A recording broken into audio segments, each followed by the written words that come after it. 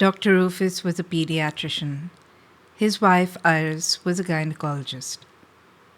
They were both successful and living in the posh suburbs of Singapore's booming economy. On paper, they were the kind of couple people pointed to as proof that some marriages simply work. Two careers that fit together like match pieces. A hospital they ran side by side, and three daughters who wanted for nothing. Anita was 12, Sophia was 9, and the youngest Julie was 6. She was born with a small extra digit between the thumb and forefinger of her left hand. The doctors had called it a minor cosmetic issue, nothing more. The family had learned to stop noticing it, the way you stop noticing a scar on someone you love. It started small. While doing her homework one evening, Julie kept rubbing her hands together as if she were trying to brush something off her left palm. No one thought much of it. Children fidget. A few days later at dinner, Iris noticed her daughter picking at her fingers again. "What's wrong, Julie?" "There's a hair stuck between my thumb and my extra finger." Julie said nothing, holding her hand up. "I've been trying to get it out all week. Can you take it out? It's bothering me."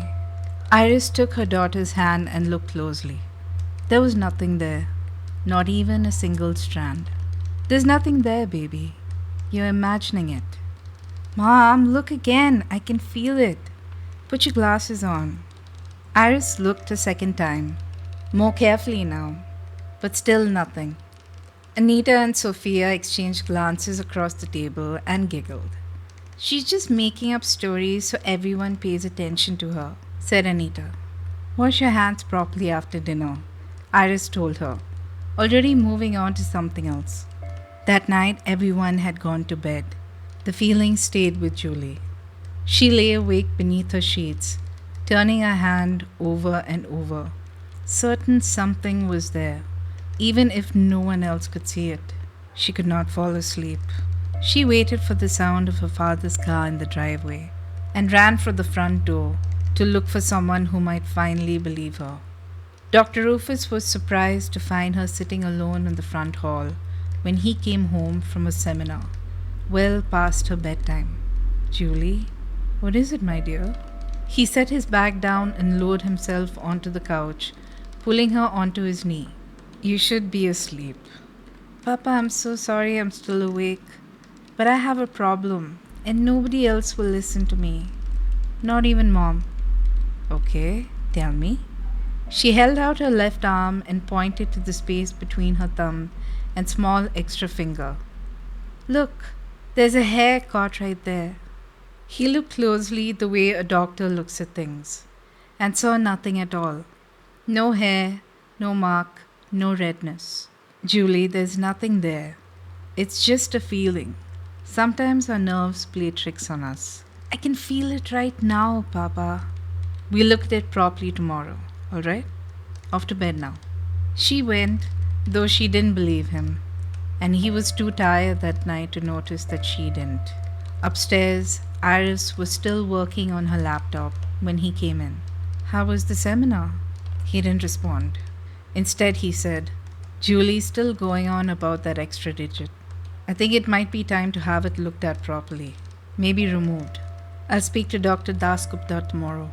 Iris kept typing, but she stopped hearing the clatter of her own keys.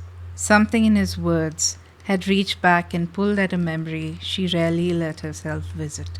She thought back to her third pregnancy, unplanned, but welcome enough once the test came back positive. At 8 weeks, a scan had shown 2 heartbeats, twins. She remembered the sound of them, overlapping, slightly out of rhythm with each other, and how she had cried from happiness in the ultrasound room. Then, in the following weeks, one heartbeat began to fade. She knew what it was before anyone told her. The vanishing twin syndrome. She had said those exact words herself more times than she could count, to other frightened women sitting in her own clinic. It happened more often than other people realized, especially early on. In most cases, the body simply reabsorbed the fading twin, so quietly and so completely that a mother might never learn a second child had briefly existed at all. She had used that same calm, practiced voice on her own patients for years. Knowing the term did not make it easier to hear it applied to her own body. What she had not expected, what even Dr. Wong, her own gynecologist, seemed unsettled by, was how wrong it went. It did not vanish cleanly. Cramping turned to bleeding. A follow up scan showed the weaker twin's tissue still tangled with the stronger ones, refusing to separate the way it should have, as though something in that small dying fetus was still trying to hold on to its sibling rather than let go. Dr. Sharmila called it a threatened miscarriage, complicated by an incomplete resorption, and admitted quietly that she had only ever read about presentations like this. She had never managed one herself. If it wasn't handled with care, she warned, it could pull both fetuses down together. There had been a procedure, careful and selective, meant to protect the surviving twin without disturbing the pregnancy any further than it had already been. What followed next was bed rest. Iris lying still and willing her body to hold on to the one child it could still save. Only one heartbeat remained by the 6th month, Julie's. Dr. Wan told her gently that this kind of resorption would sometimes leave something behind. A trace of tissue from the twin that didn't survive, folded into the surviving child's own development. Iris had come across this once before, many years ago, buried in a journal article during her own training. One of those rare footnotes that never seemed relevant to any patient she had actually treated. Most of the time, it left nothing anyone would ever notice. Occasionally, rarely, it showed up as something small and visible, like an extra fold of skin, an extra digit. Iris told herself it was nothing more than that, a strange, sad footnote to an otherwise healthy birth.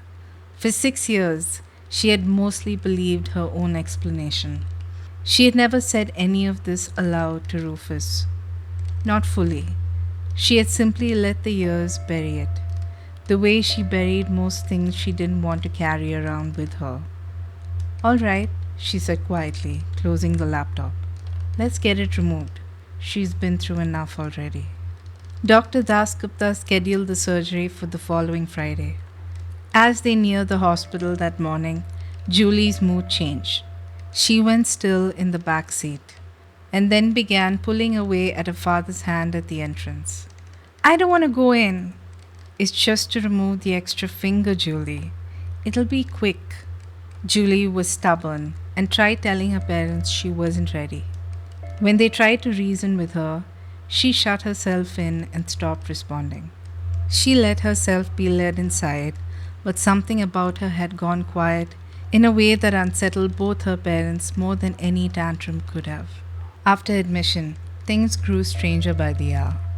Julie could be found sitting with her left hand cupped in her right, whispering to it. Soft private words no one could make out, the way a person might soothe someone frightened. When a nurse approached with a drip, Julie's left hand shot out and struck her across the wrist, hard enough to leave a mark. Before Julie herself seemed to register what had happened, a food tray was knocked to the floor in one sudden motion, the crash of metal and porcelain echoing down the ward. Her parents tried to calm her and found they couldn't. There was something in her that wasn't ready to go through with the surgery. The hospital psychologist was called in to observe. What he noted carefully in his file was this. In each of these moments, Julie's face did not look angry. It looked frightened, as if she were watching her own hand do something she had no part in. And every single time, without exception, it was the same left hand. When he was given her prenatal history, the vanishing twin, the resorption that hadn't gone cleanly as it should have, the digit that outlived the sibling it came from. His recommendation was blunt and almost clinical in its urgency. There's no accepted medical framework for what I just watched happen in the hospital bed, he said. But if there's any possibility that residual tissue from the twin she lost retains some form of reflexive or even independent control over a hand, it should not be allowed to remain attached to a body any longer than necessary. No one in that room fully believed what he was implying, but no one argued with him either. The next morning, Julie was sedated and wheeled into the operating theatre. Dr. Dasgupta worked quickly and carefully, the way he always did. He made the incision at the base of the small extra digit, precisely the kind of procedure he's performed 100 times before. Just as the blade reached the bone, Julie, deep under sedation, by every measure unconscious and unfeeling, let out a scream. It did not sound like a child's scream. It tore through the operating theatre long enough to stop every hand in the room for a full second before training took back over, and all of a sudden it stopped. The rest of the surgery went smoothly. The digit was removed, cleaned, and sent for pathology as a formality. Julie was stitched, monitored, and then moved to recovery. She woke up hours later, groggy but calm, and asked for apple juice. 3 months had passed. Julie healed well. The scar at the base of her thumb faded to a thin, pale line, and the family slowly stopped thinking about the surgery at all, the way people do once the frightening part of a story seems to be over. Except, more than once, her sisters caught her murmuring quietly to herself when she thought no one was listening. Soft, private words directed at nothing anyone could see. And no one, not Iris, not Rufus, not the nurse who changed her dressing every week, ever noticed the single strand of thin dark hair that had begun growing from the scar where the digit used to be. If you enjoy that story, like, comment, and share your thoughts. And if you have a favorite tale from your own country or culture, drop it below or email me at asian.myth.horror@gmail.com. I'm always hunting for new stories to feature. In the years after the Civil War, Cambodia's villages were often left waiting for the missing. Some returned too late, some never returned at all, and some found that the path home had changed into something darker than they remembered. When the war came, families fled into the countryside, and the jungle, the swamp, and the silence between them became their only companions. A young Cambodian named Rotanak was making his way home from the war. For 6 months he had endured restless nights and lived on barely enough to survive. He was hungry, tired, and lonely. The only thing that kept him going was the letter from his mother from back home. The letter told him what he already knew. Danger lurked everywhere, and the war left them with little more than scraps to get by on. But in spite of it all, she wrote that she was waiting to see his face again. She promised to make him his favorite stew when he returned. He kept that letter close to his heart as he made his way home. But when he finally reached his village, he found it in ruins. There was no trace of children, no families walking together, no markets, no playgrounds. The village was abandoned. The occasional grifter, rummaging through ruins of a household, was the only thing he could see. He hurried over to the man. "Where are they? Where have they all gone?" His tone was almost accusatory. The man was taken aback. "Relax. My family has disappeared too. They all left about a month ago. Someone told them that the conflict was going to reach them, so before anything could happen, they hurried up and left. I don't know where they went." Rotanak fell to his feet. In spite the war ending, there was nothing left for him to come home to. He half considered going back to the campsite to be alongside his brothers. But what was the point? The war was over. He also thought that if he waited around, there's a possibility his family could return. But he wasn't sure if they were safe where they went. If his mom wrote a letter to him now, it would take a while before it reached him. With a sense of defeat, he takes his things and walks straight into the jungles ahead. He doesn't know where he is going. Some part of him is hoping he can find his family again. Maybe if he walked long enough through the dense path, he could find a clearing to the nearest village.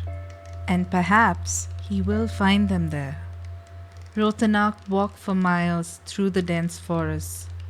He had found a few scraps from the abandoned village that would help him through half his journey. He was half contemplating to let fate decide things in the jungle. Just when a rustling could be heard in the trees, Rotanak was alert and immediately got his gun out. The rustling moved around him but never revealed itself. As he walked towards a clearing near a tree, he kept his gun aimed at whatever was nearby. Just then, something fell from the trees and knocked him out. When he woke up, the night sky was shining bright through the trees.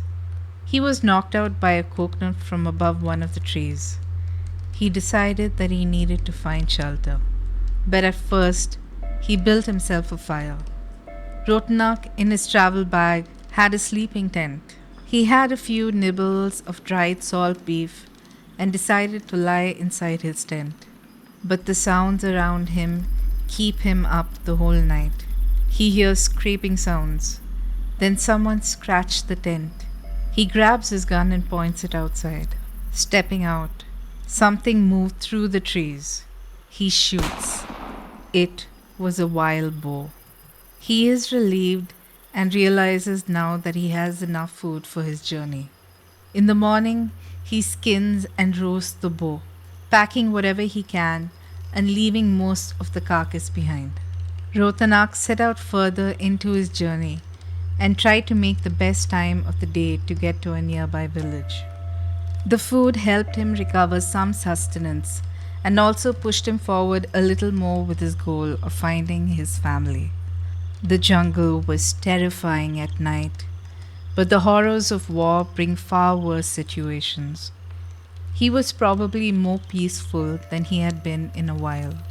At times, he would spot wild animals on trail, but the gun came in handy and kept him out of danger. For a while, his journey was going well, until he reached a point where he could go no further. Ahead of him stretched a wide swamp, dark and heavy, blocking the path. He searched for a way around it, but the marsh seemed to go on for miles. At last, he drew a deep breath and stepped in. The water was thick with muck and moss. Every step felt like he was moving against a current. The weight of his pack dragged at him. He kept his gun close and pushed on. Halfway across, something gripped him from beneath. Several pairs of hands, pulling at his legs, dragging him down. At the same time, something caught his bag and yanked it under. He fought with all his strength. Then suddenly, as it had begun, the water went still. He gasped for air and swung the barrel of his gun into the murk, but there was nothing there. Shaken, Rotanak looked around, trying to make sense of what had happened. Then, with no other choice, he went on. It would take him another half an hour to reach solid ground, but by then he was spent. He collapsed in the clearing, his body aching and barely able to move. Still, after a while, Rotanak forced himself up and kept walking. When he reached the next clearing, he found that everything in his rucksack had been ruined by the swamp. The meat had gone bad. He had almost nothing left. He built himself a fire and sat staring into it. Rotanak was so hungry that the growling in his stomach seemed louder than the noises around him. He could feel eyes watching him. Every branch seemed to look like a hand. He could not tell whether the jungle was alive or whether he was simply alone with his fear. He kept staring into the fire as if it might offer some answers. Then he curled up beside it and prayed. All of a sudden, there was a sound of movement in the dark. Rotanak sat up. Before he could reach for his gun, a figure stepped out from behind the tree. "Mother?" he gasped. "My boy." She ran to him and dropped to her knees, wrapping him in her arms. "How did you find me?" "A mother always knows." "Mother, am I dead?" She took his head. "You're alive. You're with me now. I'm here. I'm not going anywhere." He leaned into her chest, exhausted, letting himself finally rest. Then her arms tightened. At first it felt like comfort, then like a coil. He tried to pull back, but she held him closer. "I'm right here," she whispered. "Don't let go." Her embrace crushed against his throat. He clawed at her arms, but they only tightened more. "Mother." A group of hunters found him the following day. Something had been wrapped tightly around his neck. The mark looked like it had been vine or roots, or a rope swallowed by mud and shadow. They had suspected foul play. They carried his body back to the village nearby. There, his mother was alive. When she saw him, she beat her chest and cried, "I kept praying for you to come back to me. Why did you give up?" He had only been an hour away from reaching her, but the jungle was not ready to let him go.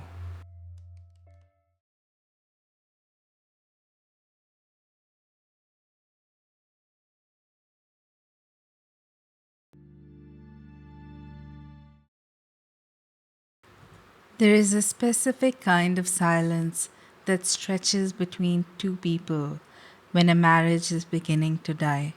It is not peaceful, it is dense, heavy, and sharp around the edges.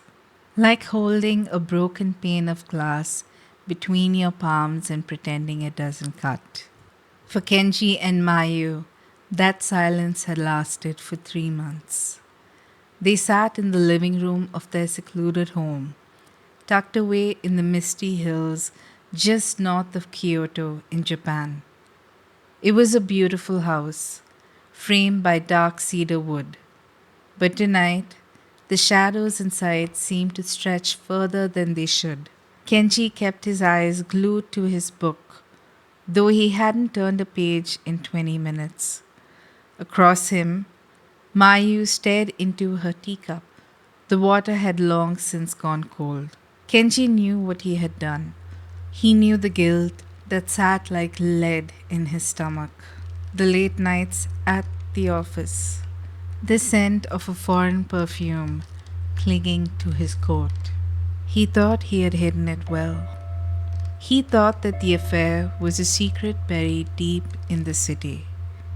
He didn't know that Mayu had found the letters.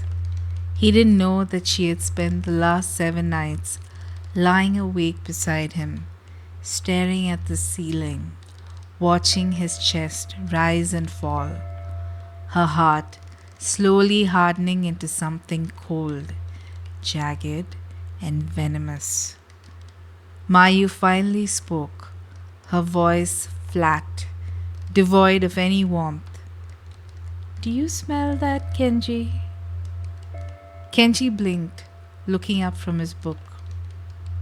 He sniffed the air, trying to break the tension with a small, light smile.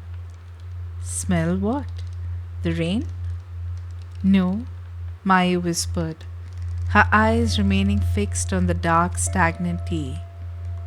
It smells like iron, like old river mud. Also smells something burning. Kenji laughed nervously, closing his book. It's just the damp weather, Mayu. The house is old. Let's go to bed. But as soon as he stood up, the lights in the house flickered.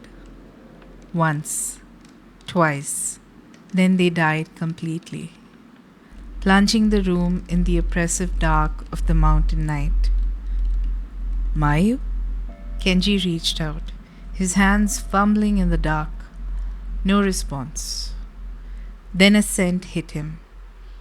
It didn't waft into the room. It slammed into his senses. A suffocating, choking stench of stagnant river water, rotting weeds, and the sharp copper tang of fresh blood. Kenji gasped. A faint, sickly orange glow illuminated the far corner of the room. But it wasn't a lamp. Perched high in the shadows near the ceiling beams were 3 flickering points of fire. They were candles. And as Kenji's eyes adjusted to the terrifying dimness, he realized the candles were resting on the upturned legs of an iron trivet. The trivet was bound tightly to a head. The entity lowered its face into the candlelight. Kenji's breath caught in its throat. It was a woman, but her skin was not human. It was caked in a thick, cracked crimson oxhide mud, looking like dried, bleeding meat. Her long black hair had been twisted and matted into 5 distinct upright horns that framed her crown. Her eyes were wide, unblinking pools of pure white, weeping tears of thick, dark river silt. This was not a ghost that had wandered from a graveyard. This was the Hashihime, the living demon of envy, drawn across the miles by the sheer radiating heat of Mayu's silent boiling scorn. Kenji tried to scream, but his jaw locked in terror. He looked down at the floor, wanting to run at his wife to protect her. But Mayu wasn't screaming. Mayu was still sitting in her chair, frozen directly, staring into the face of the demon. And in the dim, flickering orange light, Kenji noticed something that froze the marrow in his bones. Mayu was smiling. A tiny, manic twisted curl of the lips. She wasn't afraid of the monster. She recognized it. The demon was the physical manifestation of the exact vengeance Mayu had been praying for in the dark. The Hashihime drifted downward, her bare, mud-slicked feet making no sound as they touched the tatami mats. The burning torch clamped between her black teeth dropped to the floor, scorching the wood, but the fire didn't spread. She moved in with impossible, sickening grace, bypassing Mayu entirely. Her white eyes locked onto Kenji. "You threw away a sacred vow," a voice echoed. It didn't come from the demon's mouth. It vibrated directly inside Kenji's skull, raspy, wet, and ancient. "You took her devotion and traded it for ash.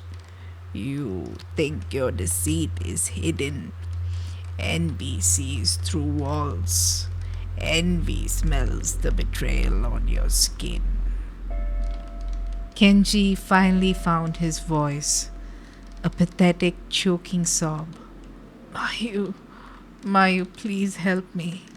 Mayu didn't move. She just watched, her eyes reflecting the flames of the trivet. "You look at her when you speak to me, Kenji," she whispered softly. The Hashihime then lunged, Her hands tipped with jagged blackening claws, blurred through the air. Kenji didn't even have time to turn before she pinned him to the wall. The force of the impact shattered the plaster behind him. He felt the freezing, muddy grip around his throat, cutting off his air. The heat from the candles on her head singed on his brows. He looked into those milky, vengeful eyes and saw a reflection of every lie he had ever told, every broken promise laid bare and judged. For the woman you wronged, the voice roared in his mind. She tore his right arm completely from its socket, tossing it aside like a broken branch. Kenji's scream was a gurgling shriek of agony. Blood sprayed across the room, painting the pale sliding doors in bright, terrible crimson. But she was not done. The Hashihime took her time. She systematically dismantled him, matching every hidden act of his infidelity with a literal, agonizing tearing of flesh. She ripped away his strength, his breath, and finally his chest. Mayu stood and watched it all. She didn't flinch as her husband's blood splattered across her face, blending with her tears. She watched the life leave his eyes, feeling an overwhelming, intoxicating rush of vindication. He paid, she thought. He finally paid. Kenji's lifeless body slumped to the floor, a hollowed out shell of a man who hurt and affected so many women that encountered him. The Hashihime stood over the corpse, her breathing ragged, the candles on her head burning low, melting wax mixing with red mud on her brow. Slowly, she turned her terrifying eyeless gaze back toward Mayu. Mayu wiped a drop of Kenji's blood from her cheek. "Thank you," she whispered, put her hands together and bowed. Her voice trembled but fulfilled. "It is finally over." The demon took a step closer, towering over Mayu. A cold, wet hand reached out, tracing the contour of Mayu's jawline. The red mud smeared across Mayu's pale skin. "Over?" The ancient voice hissed, tinged with dark, mocking amusement. "Child, jealousy is a fire that consumes the house it was lit in. You invited me here. You fed me your wrath. You think you can simply return to being human?" Mayu gripped her chest as a sudden blinding heat flared beneath her skin. She looked down at her hands. The nails were lengthening, turning a bruised, brittle black. She rushed to the dark window pane, using it as a mirror in the fading candlelight. Her skin was darkening, a dull, bruised red mud beginning to ooze from her pores. In the reflection, she saw her own hair beginning to twist, parting itself into 5 sharp, rigid points. The Hashihime smiled, revealing rows of needle-sharp teeth. "The Uji River is always cold," the demon whispered, her physical form beginning to dissolve into the dark, misty air of the room, leaving only the scent of rotting weeds behind. "But you will get used to the water. Come, sister. There are many more unfaithful men in this world, and we have so much work to do."